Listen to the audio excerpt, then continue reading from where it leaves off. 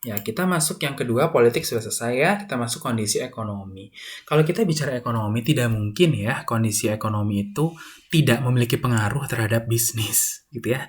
Dan variabelnya kalau ekonomi ini banyaknya nggak ketulungan, gitu ya. Banyak sekali di sini ya. Tingkat inflasi, ya suku bunga, gitu ya. Terus banyaklah di sini kamu bisa baca sendiri di sini semua gitu. Nah, cuman kalau saya gitu ya untuk menyusun strategi dalam hal yang penting kita bisa menyusun langkah awal dulu gitu ya. Kita mau menyusun misalnya strategi eh, inti dari strategi kita itu nanti apa gitu ya.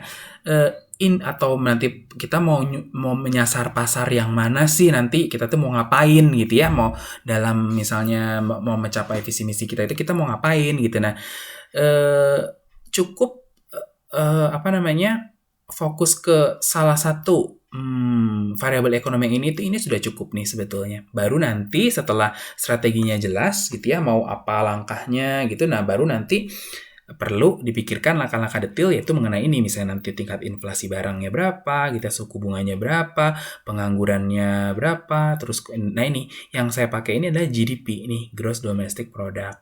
Nah seperti itu ya.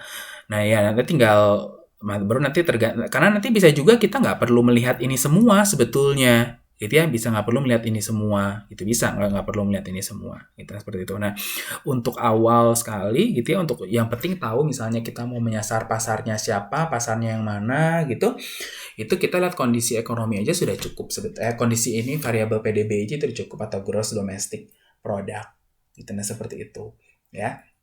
Nanti kalau detail gitu ya, baru kita lihat misalnya tingkat bunga gitu ya, tingkat bunga gitu. Karena kalau tingkat bunganya misalnya turun gitu ya, kan perusahaan itu kan bisa punya peluang buat ngembangin usahanya lebih lagi gitu ya, karena kan biaya modalnya misalnya dia untuk ekspansi ke daerah tertentu itu kan bisa lebih turun lagi. Nah, tapi apakah betul dia mau melakukan ekspansi atau tidak gitu. Nah, itu kan nanti masih, nah itu teh ekspansinya juga masih nanti gitu lah, sebelum menentukan ekspansi dulu, sebelum menentukan ekspansi tersebut, perusahaan akan harus menentukan langkah yang lebih apa ya, lebih umumnya dulu gitu, apa sih yang mau dicapai, pasar mana yang mau dicapai gitu. Nah seperti itu gitu ya.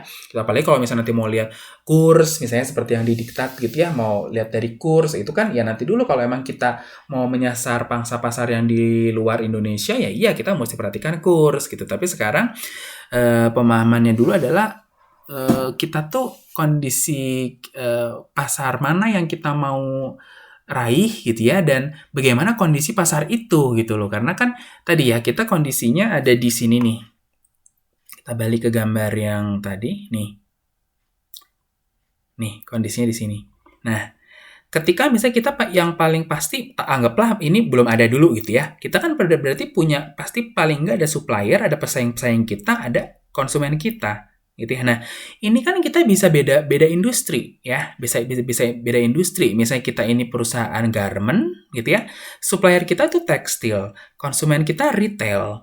Rival kita sesama garment gitu ya, seperti itu. Nah, artinya kita kan mesti tahu nih ya, kalau misalnya kita mau bikin langkah strategi apapun langkahnya gitu ya, kita mesti tahu lingkungannya dia kayak apa dulu, si buyer kita retail tuh kondisinya seperti apa saat ini. Dan seperti itu.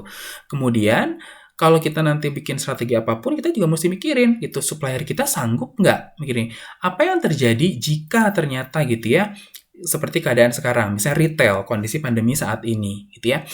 Tentu masih ingat ya di teman-teman saat kondisi PSBB total beberapa bulan yang lalu gitu ya, saat semua mall tutup. Artinya retail yang buka itu hanya retail kebutuhan pokok ya, supermarket, hypermarket, sama minimarket gitu. Nah seperti itu. Tapi retail-retail yang lain, baju, departemen store gitu ya, sepatu, semuanya, toko buku sampean ya, Gramedia segala macam, apakah buka? Kan tidak.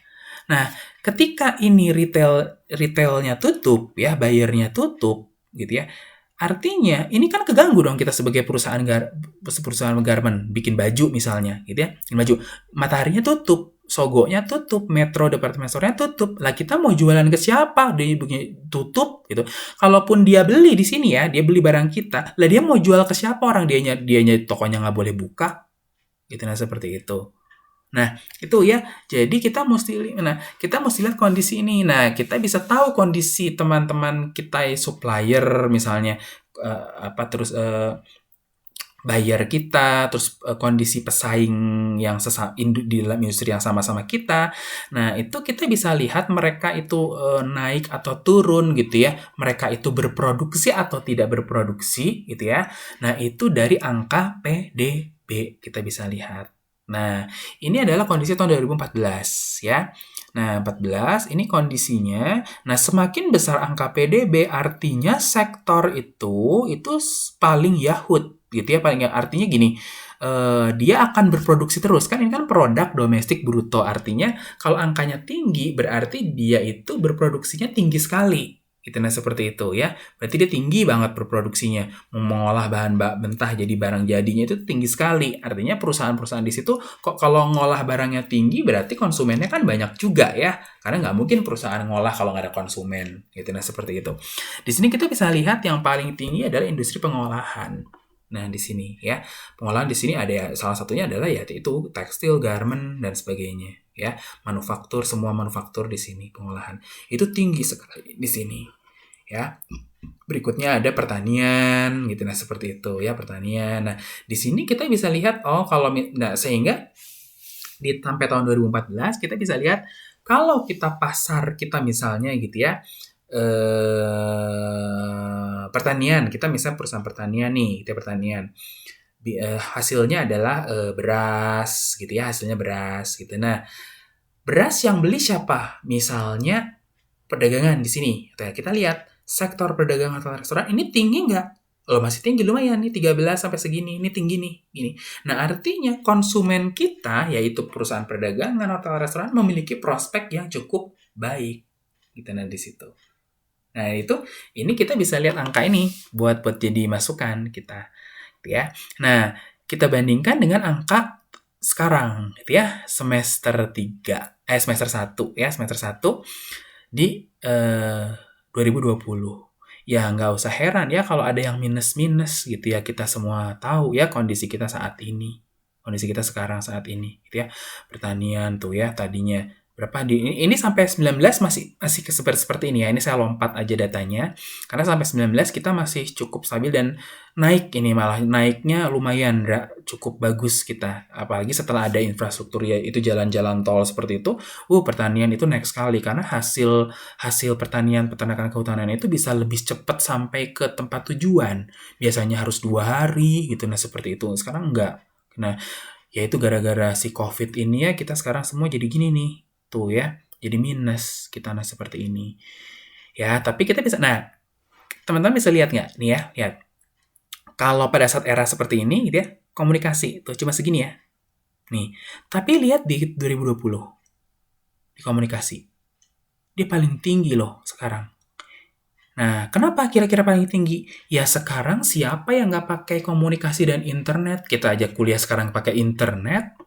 Nah, seperti itu. Nah, ini nih tinggi sekali, gitu ya.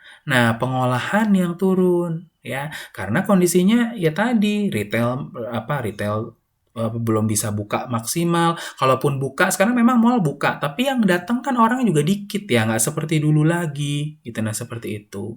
Begitupun yang lainnya, yang lain yang paling minim tuh ya transportasi ya tuh -15. Ya ampun, tuh ya lihat ya.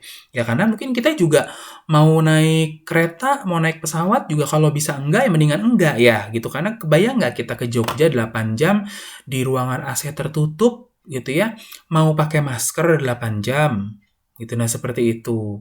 Nah, itu kan juga akhirnya orang mikir-mikir lagi kalau bisa enggak kan mendingan enggak gitu ya, seperti itu jadinya. Ya, nah di sini kita bisa lihat, nah ini kondisi ekonomi kita saat ini. Itu ya kondisi kita sekarang ya. Semoga kondisi ini cepat berlalu ya sehingga bisa pulih seperti ini lagi. Ya, makanya kita semua ikutin protokol segala supaya kita semua sehat ya.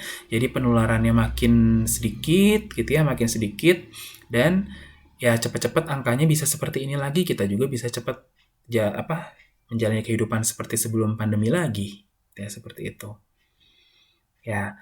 Oke, bisa dipahami ya, ini ekonomi ya, itu ya, perbedaannya antara yang ini sama yang sekarang ya. Kenapa